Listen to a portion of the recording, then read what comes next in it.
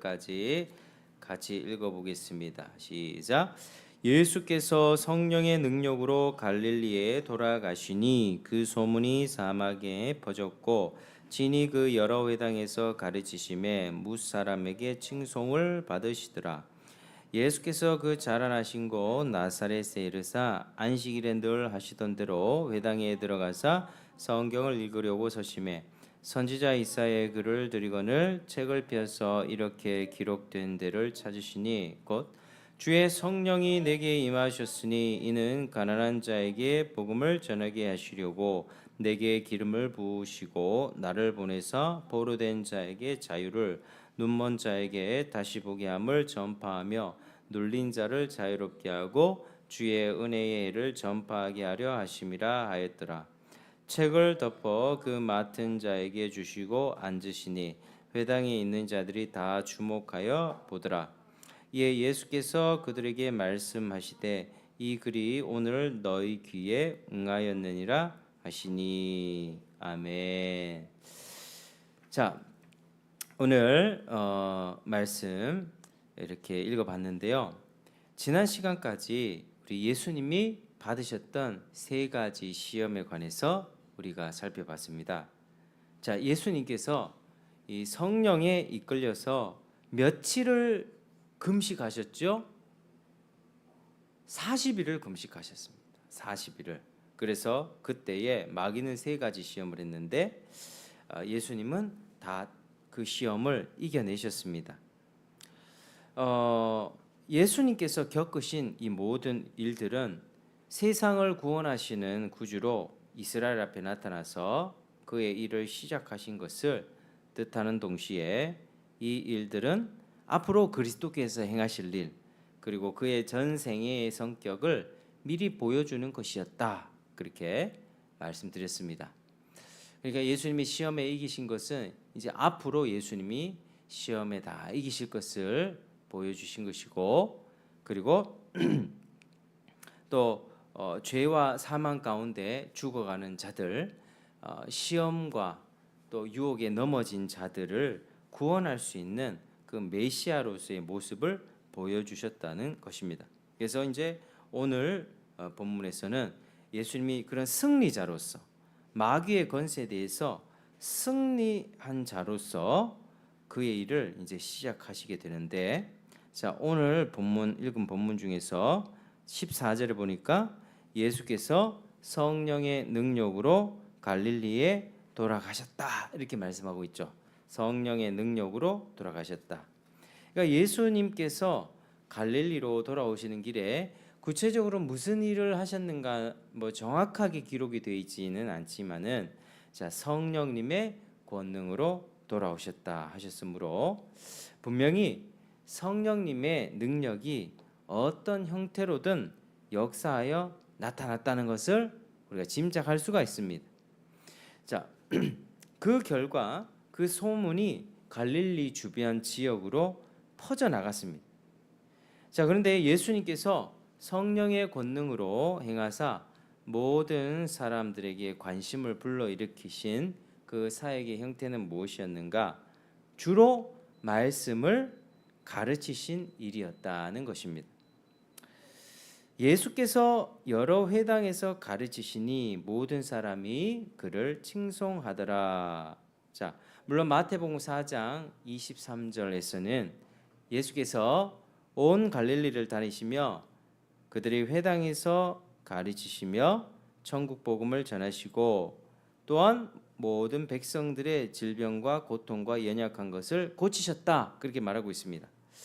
그래서 예수님께서는 성령의 능력으로 행하신 일이 말씀으로 가르치신 것만을 뜻한 것이 아니었음을 알 수 있습니다. 그러니까 예수님은 성령의 능력으로 병도 고치셨어요. 마귀를 쫓아내셨어요. 여러 가지 기적을 행하셨어요. 그리고 성령의 능력으로 가르치셨습니다. 그런데 이제 중요한 것은 성령의 권능이 가장 강력하게 나타난 것은 바로 그의 말씀 사역에 있었다라고 하는 것입니다. 성경이 이것만을 언급하거나 적어도 가장 우선적으로 언급한 것은 그가 가르치신 말씀이 이 성령의 권능으로 말씀을 선포하신 것이 가장 중요한 일이었음을 암시하는 것이었습니다. 여러분, 우리가 예수님의 능력을 말할 때에 귀신을 쫓아내고 이적을 행하고 하는 그런 능력들이 있습니다. 근데 그런 것들보다 가장 중요한 것은 말씀 선포입니다. 하나님의 말씀이 우리 영혼에 선포가 될 때 우리 영혼이 거듭나게 되는 것이고 우리가 하나님 말씀 앞에 반응하여 인생이 바뀌게 되는 것입니다. 예수님의 어떤 성령의 능력으로 병고침을 받았는데 그것으로 끝날 수가 있다니까요. 감사하는 마음으로 하나님 앞에 영광 돌리고 삶을 변화시키는 것이 아니라 그냥 먹고 땡 할 수도 있다는 겁니다. 그래서 중요한 것은 말씀 사역, 예수님의 성령의 충만한 능력으로 행하신 말씀 사역이었다는 것입니다. 지금 또 여전히 그러해야 합니다. 그래서 여러분, 우리가 앞으로 신앙생활 하면서도 어디서 병 고쳤다, 어디서 능력을 행했다, 뭐 이적을 행했다, 막 이런 내용들이 이제 막 각지에서 들려올 텐데 중요한 것은 그러한 능력보다는 하나님의 말씀 선포가 가장 중요하다 하는 것입니다. 그래서 예수님께서 가르치시는 말씀에서 나타나는 성령의 능력을 경험한 사람들은 모두가 이런 은혜의 말씀을 전하는 예수님을 한결같이 칭송했습니다. 그러던 중에 예수님께서는 그가 자라나신 고향 갈릴리 지역 나사렛에 오시게 되었죠. 그리고 예수님은 안식일이 되어서 늘 해오시던 대로 그 회당에서 성경을 읽기 위하여 딱 자리에서 서셨습니다. 늘 해오시던 대로라고 하는 표현은 이제 고향 회당에서 여러 번 행하셨던 것인지 아니면 이곳 회당, 저곳 회당, 저쪽 회당 여러 회당을 돌면서 행해 오신 것을 가르치는지 분명치는 않습니다만은 아무튼 예수님께서는 성경을 읽으시려고 일어나셨습니다. 그리고 이사야의 글을 펴셨습니다. 이사야서를 펼치셔서 이런 말씀을 읽으셨습니다. 자, 우리 18절 19절 같이 읽겠습니다. 시작. 주의 성령이 내게 임하셨으니 이는 가난한 자에게 복음을 전하게 하시려고 내게 기름을 부으시고 나를 보내사 포로된 자에게 자유를 눈먼 자에게 다시 보게 함을 전파하며 눌린 자를 자유롭게 하고 주의 은혜의 해를 전파하게 하려 하심이라 하였더라. 아멘. 네. 자, 이 이사야의 글은 뭐냐면요. 바로 하나님께서 범죄함으로 대적에게 짓밟히고 파괴된 이스라엘을 그 비참한 처지에서 구원하실 인물을 앞으로 보내실 것이다는 그런 예언의 말씀이었습니다. 그러니까 주 하나님의 성령이 내게 임하셨다는 말로 시작하는 예언은 지금 세례 받으시고 성령이 임하신 후 권능으로 가르치시며 하나님 나라를 전하시는 예수님께 매우 적합한 내용이었다는 것이죠. 자, 예수님은 분명히 이 의미를 의식하면서 읽으셨습니다.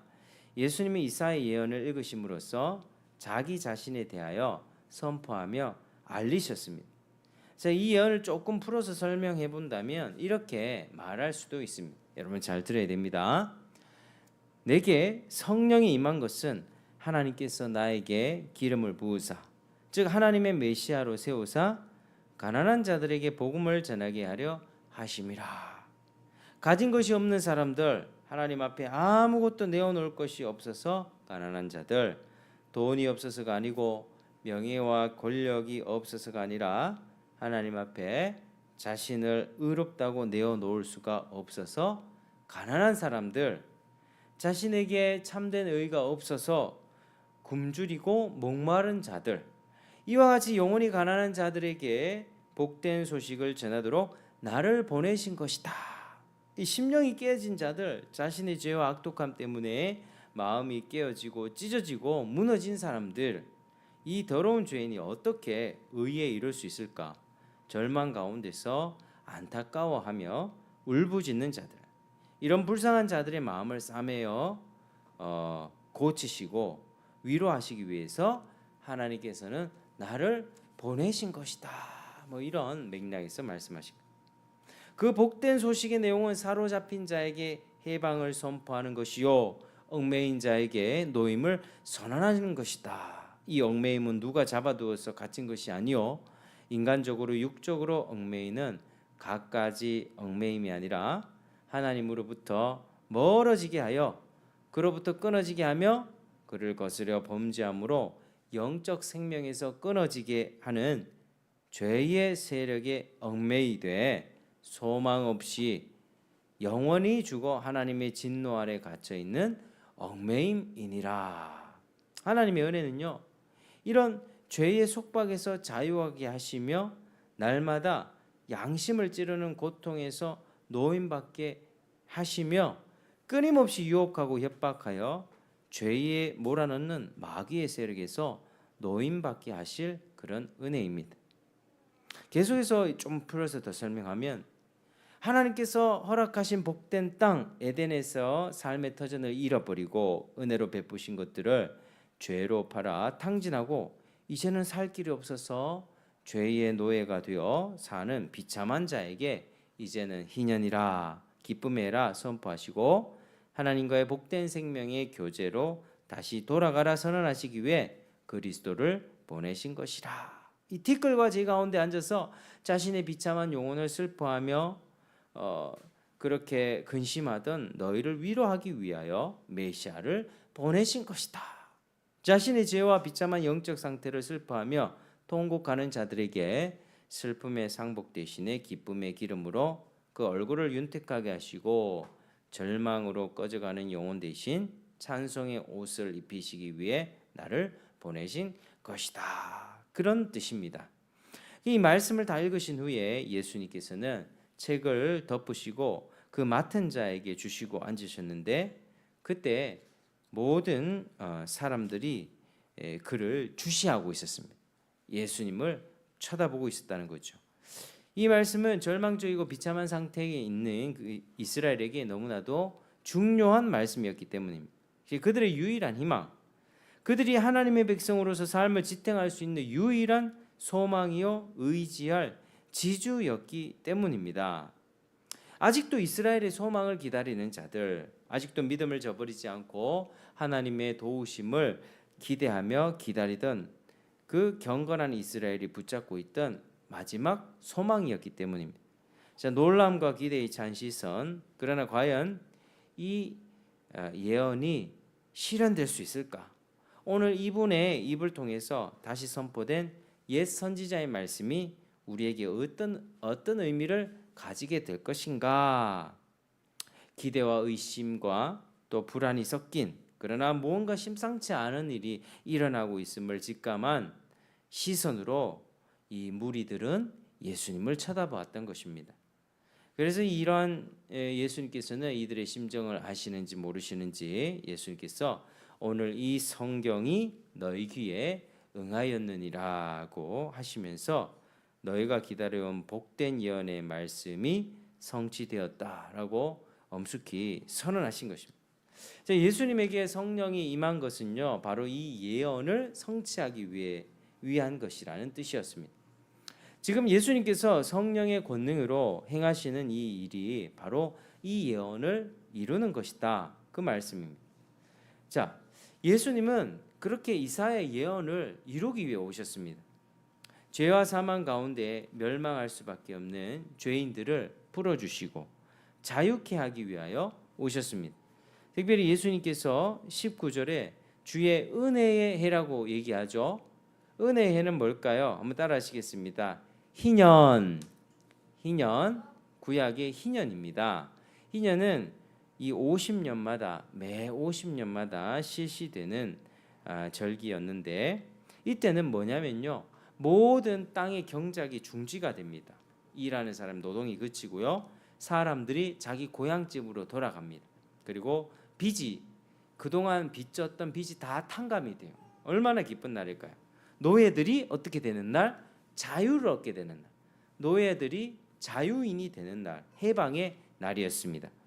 그래서 이제 이 구약의 희년이라고 하는 제도가 50년마다 지키도록 되어 있었는데, 그게 제대로 잘 지켜졌는가는 사실 잘 모릅니다. 명확하게 나오지 않고요. 그러나 구약의 백성들이 율법을 무시하고 탐욕 부리며 우상을 숭배하며 살았던 것을 보면 지켜지지 않았을 가능성이 크다고 보는 것이죠. 자, 여러분, 자기의 소유를 50년마다 이렇게 원래 상태로 되돌려 준다. 그게 쉽겠습니까? 자기 노예가 있는데 그걸 되돌려 준다. 쉽지 않겠죠. 인간의 힘으로는 불가능한 일입니다. 그런데 주님께서는 이 희년을 어떻게 완성하셨느냐? 바로 십자가의 죽으심으로 완성하셨습니다. 영적인 측면에서 예수님 왜 죽으셨습니까? 이 죄와 사망의 문제를 해결하기 위해서 죽으셨던 것입니다. 죄와 사망의 권세를 완전히 무너뜨리고 또 사탄의 소유였던 우리들을 하나님 나라로 옮겨 주셨으니 주님은 희년을 완성하신 것입니다. 그리고 주님의 재림을 통해서 희년을 완전히 완성하실 것입니다. 여러분, 예수님은 두 번에 걸쳐서 오십니다. 첫 번째는 초림으로 오시고 두 번째는 재림으로 오십니다. 첫 번째는 미약한 아기 예수로 오셨죠. 그리고 앞으로는 재림하실 때 영광의 왕으로 그렇게 오게 되는 것입니다. 그래서 주님은 재림을 통하여 완전히 모든 구원을 완성하실 것입니다. 죄도 없어지는 거예요. 사망도 없어지고 노예, 죄와 사망에 묶여 있는 모든 하나님을 믿지 않았던 자들은 다 심판받고 온전히 아름다운 하나님 나라가 그때 완성된다라고 하는 것이죠. 그래서 여러분, 우리가 예수님을 믿는다면 이 희년을 지금 맛보고 있는 것입니다. 우리는 이미 자유를 얻었습니다. 이미 이 기쁨 가운데 살아갑니다. 죄와 사망에서 벗어났습니다. 하나님을 마음껏 섬길 수가 있습니다. 그래서 여러분, 예수님을 믿는 하나님의 자녀라면 회복과 이 자유를 누리면서 감사하며 하나님을 마음껏 섬기는 여러분 되시기를 주의 이름으로 축복합니다. 이 예배드리고 하나님을 섬기는 것, 하나님을 믿는 것은요, 특권이에요, 특권. 이 보통 사람에게 주시는 이 복이 아닙니다. 하나님께서는 이 복을 아무에게나 주지 않고 자기의 기뻐하시는 뜻을 따라서 자비를 베풀어 주시는 것이죠. 그래서 우리가 이 은혜를 받은 사람이라면 정말 하나님 앞에 감사와 기쁨으로 나아가며 또 하나님을 마음껏 섬기는 여러분 되시기를 주의 이름으로 축복합니다. 기도하겠습니다. 자, 하나님 아버지 감사합니다. 오늘 이렇게 주님의 은혜의 해 선포하신 이 사건을 통하여서 우리가 주의 말씀을 살펴보았습니다. 하나님 아버지, 정말 예수 그리스도께서 이 복음을 전하게 하시려고 또 포로된 자에게 자유를, 눈먼 자에게 다시 보게 함을 전파하며 모든 해방과 은혜, 기쁨을 허락하시려고 오셨다는 것을 알았습니다. 하나님, 우리가 예수님을 쉽게 믿지 않고 진실되게 믿고 이 해방과 즐거움과 자유를 누리면서 하나님 마음껏 섬기며 살아갈 수 있도록 도와주시옵소서. 감사하며 예수님 이름으로 기도드립니다. 아멘.